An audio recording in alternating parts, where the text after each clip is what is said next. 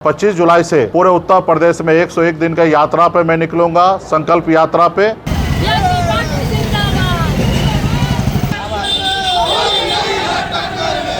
ये हम तो चाहते हैं कि डॉक्टर संजय निषाद जी आए, उनके प्रदेश है वो, हम चाहेंगे कि वो हमारे बड़े भाई वो लीडर बने। कि हमारे देश के प्रधानमंत्री के पास विजन नहीं है, देश को प्रधानमंत्री चलाने जैसा नहीं है। 6 महीने में अगर वो हमारे साथ नहीं आते हैं डॉक्टर साहब, तो उसके बाद हम निर्णय लेंगे कि प्रदेश में क्या करेंगे। मोदी जी के पिंजरा में जाके, योगी जी के पिंजरा में जाके बंद हो चुके हैं। ये 3 महीने के बाद उनको रात में सपना आया है क्या देश में तेल बचाने की? आज मुहिम चला रहे, 3 महीना पहले से कहां थे?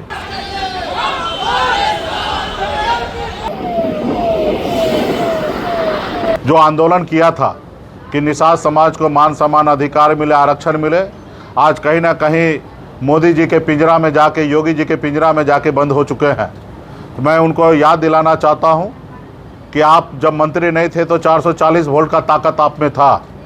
आप जब मंत्री बने तो आपके पास तो 840 वोल्ट का पावर होना चाहिए, लेकिन कहीं ना कहीं आज आप पिंजरा में बैठे हैं और सरकार में रहकर, सत्ता में रहकर मलाई खा रहे हैं और आपका समाज के साथ अन्याय हो रहा है, अत्याचार हो रहा है। आप वो पिंजरा से बाहर निकलिए, अपने समाज के हक अधिकार के लिए जैसे पहले लड़ाई लड़ रहे थे वैसे लड़ाई लड़िए। आज कहीं ना कहीं जो डॉक्टर साहब है वो जो लड़ाई है उस लड़ाई को दूर करके और जो आज सत्ता में बैठे हुए हैं, तो इसके लिए आज हम प्रदेश में आए हैं और पूरे प्रदेश में हर जिला में मैं रात्रि विश्राम कर रहा हूँ, संगठन को मजबूत कर रहा हूँ, लोगों को जागरूक कर रहा हूँ और 25 जुलाई से पूरे उत्तर प्रदेश में 101 दिन का यात्रा पे मैं निकलूंगा, संकल्प यात्रा पे। और संकल्प यात्रा पे यही होगा कि आरक्षण नहीं तो गठबंधन नहीं, गठबंधन नहीं तो वोट नहीं। और मोदी जी को, योगी जी को उत्तर प्रदेश से उखाड़ फेंकने के लिए हम एक मुहिम चलाएंगे। और मैं चाहूँगा कि डॉक्टर संजय निषाद जी 6 महीना वहाँ रहे और 6 महीने में अगर डॉक्टर साहब अगर निषाद समाज को आरक्षण दिला देते तो हमारी पूरी समर्थन डॉक्टर संजय निषाद जी को देंगे। यदि अगर आरक्षण नहीं दिला पाते हैं तो आए हमारे साथ, हम उनको चाहेंगे कि अखिलेश यादव जी से गठबंधन कराए, पीडीएस का मेंबर बनाए और उत्तर प्रदेश में अपने समाज को और सत्ता परिवर्तन में काम करे और अपने समाज को संरक्षण दे। यदि अगर नहीं आते हैं तो निश्चित तौर पे हम लोग इस सरकार को उखाड़ फेंकने के लिए हम लोग पूरे प्रदेश में मेहनत करेंगे और समाज को जोड़कर और उनके अधिकार के लिए लड़ाई लड़ेंगे। आदरणीय राहुल गांधी जी को 2029 में देश के प्रधानमंत्री बनाएंगे। जो उनकी मुहिम है, लड़ाई है, जे देश में जाति आधारित गणना कराना, जिनकी जितनी संख्या उनको उतने आरक्षण देना, ये जो 50% का दीवार है उसको तोड़ना, उस मुहिम के साथ हम जुड़े हैं। बिहार से इंडिया ब्लॉक में हम साथी हैं और हम चाहेंगे कि देश में राहुल गांधी जी की सरकार बने। इसके लिए हम लोग लड़ाई लड़ने के लिए मैदान में उतरे हैं। आज डॉक्टर संजय निषाद जी हो या मुकेश सहनी हो, हमारा जन्म एक आंदोलन से हुआ है।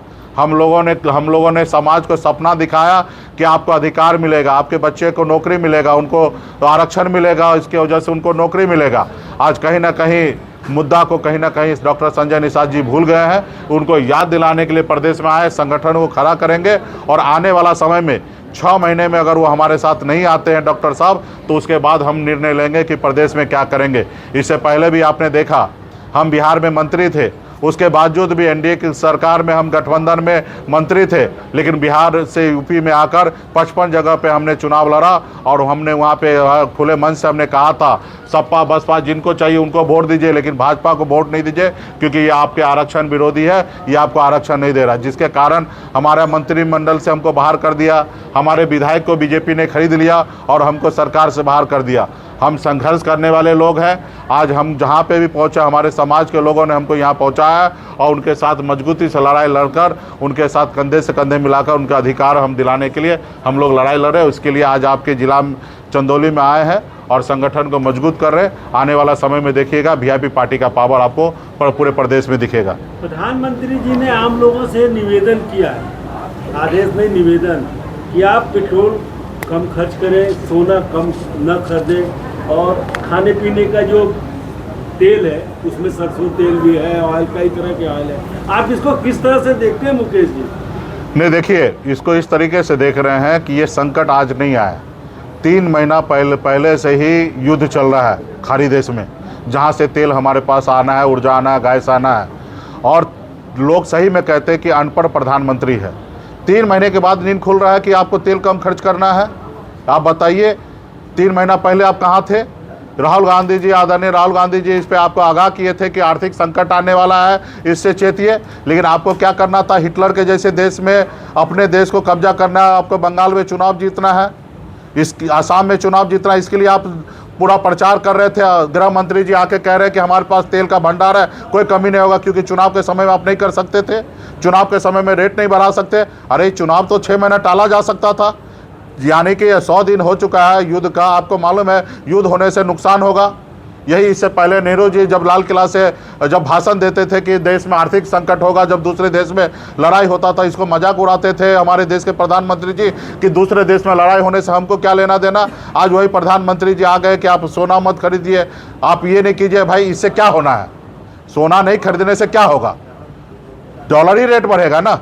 अब वैसे भी 62 से तो आप 95 ले आए हैं, अब 95 से 100 हो जाएगा। रहा कि तेल की बात है तो निश्चित तौर पे तेल को तो हिफाजत करना चाहिए, स्टॉक करना चाहिए कल के लिए। लेकिन आपने 3 महीना तो आप इसको काफिला में उड़ा रहे थे, धज्जी उड़ा रहे थे, पूरे देश में चुनाव जीतने के लिए तरह तरह के प्रचार कर रहे। उस समय आपको समझ नहीं आया। ये हमारे प्रधानमंत्री जी जब भी देश में संकट होता है तो पीठ दिखाते हैं। ऐसे प्रधानमंत्री जी को कुर्सी छोड़ देना चाहिए।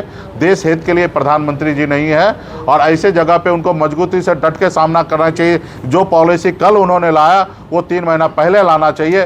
3 महीने के बाद अगर लाए तो हम मानते हैं कि हमारे देश के प्रधानमंत्री के पास विजन नहीं है, देश को प्रधानमंत्री चलाने जैसा नहीं है। सिर्फ उनको सत्ता में रहने हैं, सिर्फ चुनाव जीतना है। लोगों को 80 करोड़ लोगों को 4 किलो चावल पे लाइन में लगा दिए हैं। ऐसे प्रधानमंत्री नहीं चाहिए, ऐसे प्रधानमंत्री को बदलना है। मुकेश सहनी जी देश सेवा के लिए क्या पेट्रोल अपना काफिला कम करेंगे अगर संकट आता है तो देश पे?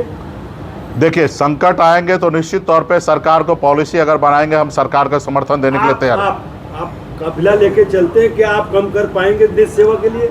देखिए हम अपना काम कर रहे हैं, और जब सरकार पॉलिसी बनाएंगे, जब देश के प्रधानमंत्री जी भाषण दिए, उसके बाद देश के प्रधानमंत्री जी जाके 2 जगह रैली किए, कर्नाटक में जाके रैली किए, उसके बाद वो गुजरात में गए। आपने देखा होगा कि कितना बड़ा काफिला है। जब खुद बोल रहे, खुद ही वो पालन नहीं कर रहे हैं तो हम क्यों पालन करेंगे? हम अपनी ज़िंदगी जीने के लिए हमको जो काम करना है वो करेंगे। अगर हाँ देश पे संकट आएगा, प्रधानमंत्री जी अगर सबके लिए रूल बनाएंगे तो जरूर हम लोग पालन करेंगे। भला हम विपक्ष उनका बात क्यों माने? वो हमारी बात मान रहा है क्या? हमारी बात वो नहीं मान रहे। हमारी बात माने तो कल कुर्सी छोड़ देना चाहिए, क्योंकि देश चलाने लायक नहीं है देश के प्रधानमंत्री जी। ये 3 महीने के बाद उनको रात में सपना आया है क्या देश में तेल बचाने की? आज मुहिम चला रहे, 3 महीना पहले से कहाँ थे? जब सबको पता है कि जहाँ से हमारा तेल आ रहा है ईरान से, वहाँ पे युद्ध चल रहा है, तेल हमारे पास कम आ रहा है, सब चीज़ हो रहा है। आप आके टीवी पे बोल रहे कि हमारे पास तेल का कमी नहीं है, गैस का कमी नहीं है। जब आपको स्टोर करने की समय था उस समय आपने कम नहीं किया, आप अपना सारा खत्म कर चुके हैं, तब जाके आपको नींद खुल रहा है कि आप बचाने की बात कर रहे हैं। इंडिया गठबंधन की आपने अभी बात की। इंडिया गठबंधन तमिलनाडु में पूरी तरह चूक चुका है। प्री पोल अलायंस कांग्रेस और स्टालिन के साथ चुनाव लड़े, और जब सरकार बनानी हुई तो वो स्टालिन को छोड़कर कहीं और चले गए। कैसे इंडिया गठबंधन को आप देश में कह रहे हैं कि गठबंधन जिंदा? देखिए वहाँ पे कोई इंडिया गठबंधन नहीं टूटा। वहाँ पे इंडिया गठबंधन के तहत ही चुनाव हुआ। वहाँ पे एक नई पार्टी आके उन्होंने अपने जनादेश उनके पास प्राप्त हुआ, और हमारे इंडिया गठबंधन के आदरणीय राहुल गांधी जी नहीं चाहते कि देश में दोबारा चुनाव हो, रीचुनाव हो, क्योंकि अगर समर्थन नहीं मिलने से राष्ट्रपति शासन लगेगा। राष्ट्रपति शासन के बाद फिर 6 महीने के बाद चुनाव होगा, लाखों हजारों करोड़ रुपए का खर्च होना है। जब उनके भी विचार और हमारे विचार एक है, जब वो महात्मा गांधी जी, जब बाबा साहब भीमराव अंबेडकर, पेरियार को मानने वाले थरापति जी हैं, और उसी को मानने वाले हम लोग हैं, तो हम लोगों ने वहाँ पे हाथ मिलाया, वहाँ पे एक स्थिर सरकार वहाँ पे दिया है। और इसके लिए मैं आदरणीय राहुल गांधी जी को धन्यवाद दूंगा कि समय रहते उन्होंने सही डिसीजन लिया, और हमें लगता है कि और ज़्यादा से ज़्यादा हम लोग वहाँ पे मजबूत है। वहाँ पे भारतीय जनता पार्टी मात्र 3 को विधायक बनाया है, वहाँ पे भारतीय जनता पार्टी 0 है और हमेशा 0 रहेंगे। इसीलिए आपने समर्थन दिया? हाँ जी हाँ जरूर। यूपी में विकासशील इंसान पार्टी क्या इंडिया गठबंधन के साथ यूपी में चुनाव लड़ेगी? अभी देखिए हम तो चाहते हैं कि डॉक्टर संजय निषाद जी आए, उनके प्रदेश है, वो हम चाहेंगे कि वो हमारे बड़े भाई वो लीडर बने। अगर यदि वो नहीं आते तो निश्चित तौर पे हम इंडिया ब्लॉक के साथ रहकर ही समाज को आगे लेके जाएंगे, राहुल गांधी जी के साथ ही रहकर आगे जाएंगे। संजय निषाद जी कह रहे हैं कि आप निषाद समाज को भ्रमित कर रहे हैं, आप कह रहे हैं संजय निषाद भ्रमित कर रहे हैं, तो क्या निषाद समाज हमारा निषाद समाज, क्या है? देखिए निषाद समाज काफ़ी जागरूक हो गया। इसके लिए मैं डॉक्टर संजय निषाद जी को, तमाम हमारे राज्य के निषाद समाज को हम धन्यवाद देते कि सभी लोग जागरूक हो गए। अभी समाज डॉक्टर साहब भी कभी कहा करते थे कि लीडर के साथ रहना है कि लोडर के साथ रहना है। जो अपने दल में रहा वो अपना नेता दूसरे दल में है तो वो दलाल है। तो अभी निर्णय उनको लेना है, समाज को लेना है कि आज की तारीख में दलाल कौन है, समाज को गुमराह कौन कर रहा है, मलाई कौन खा रहा है। समाज हमारा बहुत समझदार है, समाज को सिर्फ उसके बीच में रहने की आवश्यकता है। समाज सही अच्छा बुरा का निर्णय आने वाले समय में लेंगे।